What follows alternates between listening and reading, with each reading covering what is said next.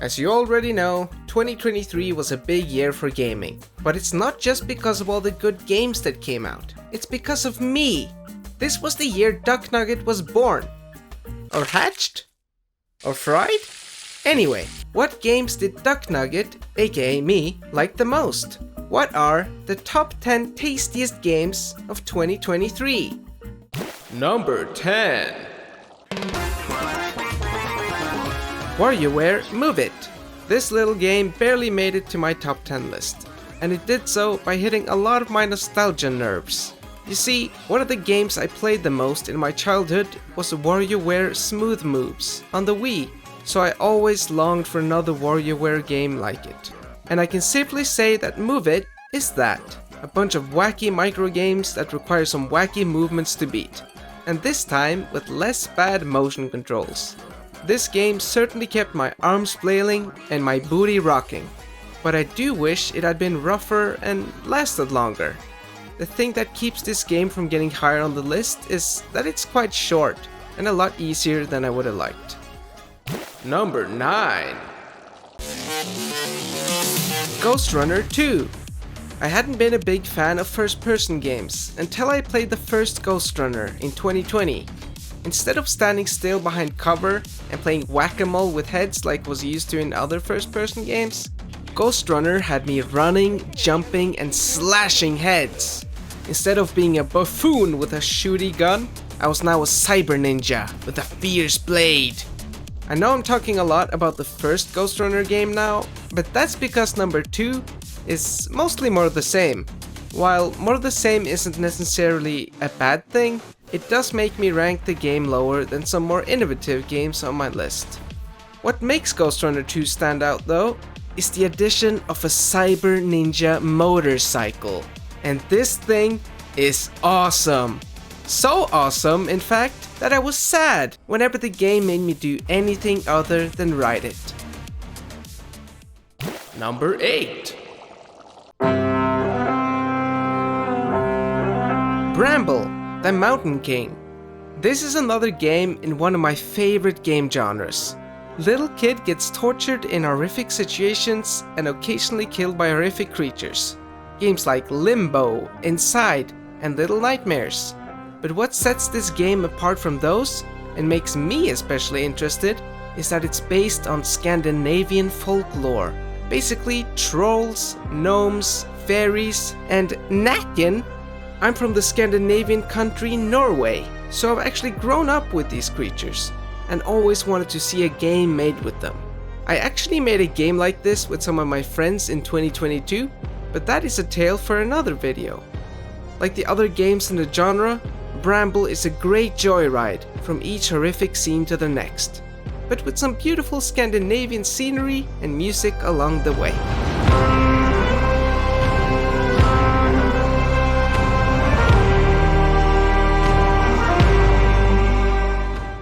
Number 7.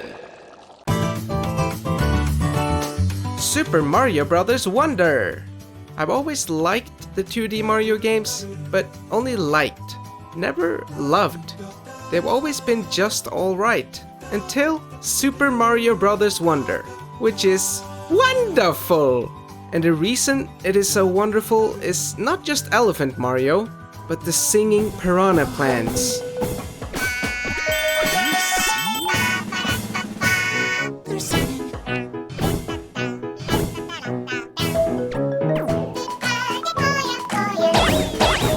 More specifically, the Wonder Flower that causes the piranha plants to sing, the pipes to slither, and the Mario to go long.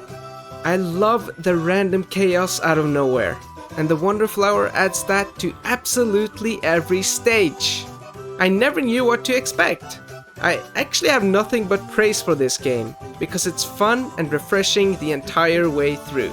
The only reason it's not higher on my personal list is because I prefer other genres over platformers. No offense. Number 6.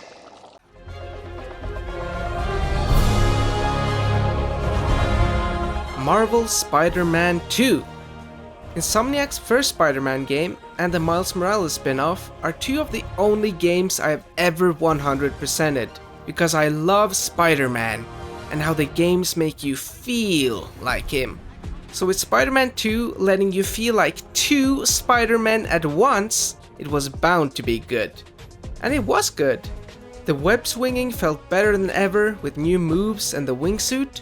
The combat also felt better than ever, especially with the new symbiote suit that really made me feel like an angry Spider-Man. Fighting villains like Kraven, the Lizard, and Venom was a dream come true for an avid Spidey fan like me, and the story kept me engaged the whole time. But this is the first of the Spider-Man games that I haven't felt like 100%ing, so I think I might be getting my fill of the formula, specifically the combat. Hordes of nameless goons are constantly being thrown at you to pad out the story and world in all three games. But this is the game where it finally got to me. I do still like the game, but it doesn't feel as refreshing and new as other games on this list. Number 5. Resident Evil 4 Remake. I never played the original Resident Evil 4, so this game feels to me like a totally new game. It's got a fun world, a colorful cast of characters, and engaging combat. It's just a solid game that's got everything you need in a game. My main complaint in my review was how annoying Ashley was during the gameplay. But even that is just kind of funny now that I look back at it. Good game, enough said. Number 4.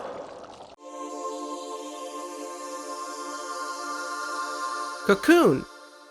Indie games are usually where you find the most innovation in game design, and Cocoon is no exception. To explain this game briefly, each world in the game is an orb that you carry with you and use to solve puzzles.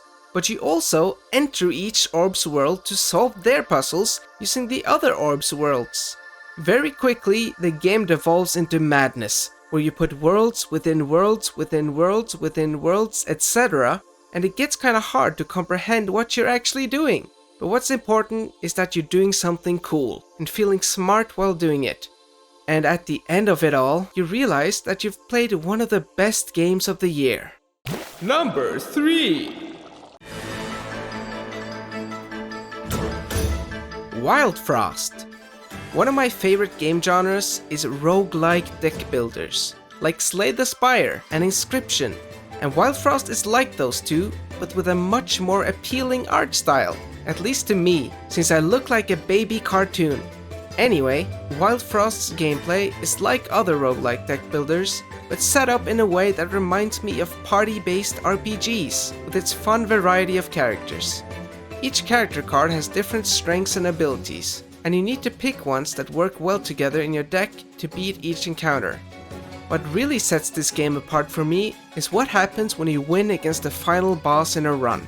I won't spoil exactly what it is, but it's something that kept me playing to improve my runs over and over. Number 2. Backpack Hero. Speaking of roguelike deck builders, here we have another one.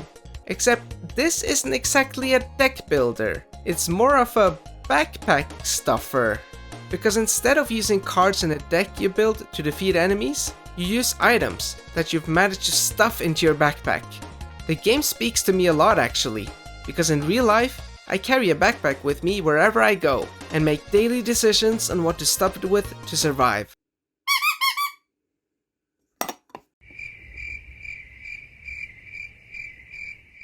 At the end of each run, you bring back the items in your backpack to your village, to build new buildings and get new villagers.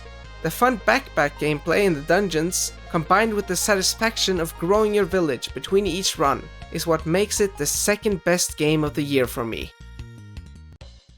Number 1!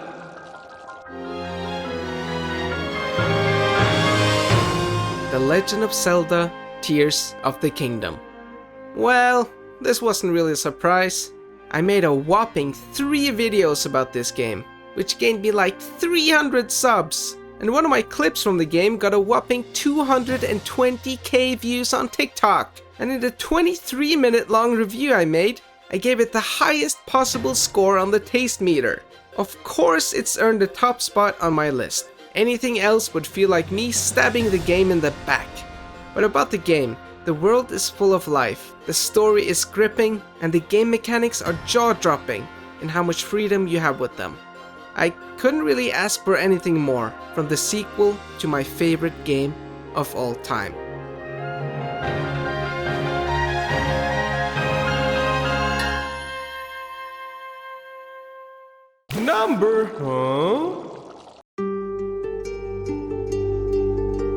Before I end the video, I gotta address a certain elephant in the room, a Baldur's Gate 3 shaped elephant. I know that it's a great game, and I agree that it deserved its win at the Game Awards, but it's nowhere to be found on my top 10 list. Why is that? Well, I made a video about the game and enjoyed my roughly 12 hours of playtime with it, but the game just wasn't for me. Well, why is that? Well, it's because I didn't feel represented by any of the companions. I'm a short guy, so I wanted some companions in my party that were short like me, like a halfling, gnome, or dwarf. But all the companions you could get were tall. The only way to get a short companion was to have withers make you lifeless husks like Sir Fussalump. But that just didn't feel right. When I learned that I couldn't have a party full of short kings with rich personalities and stories, all my will to play was gone. So that is why the game isn't on my list. I'm sorry. Also, I didn't like the combat. Bye bye! If you enjoyed this video, please give it a like and maybe leave a positive comment. If you didn't enjoy it, please give it a dislike and leave a negative comment. If you want to see more videos like this, please check out my channel and maybe subscribe. If you don't want to see more, maybe you can share the video with all your friends and family to show them just how bad the video is. Anyway.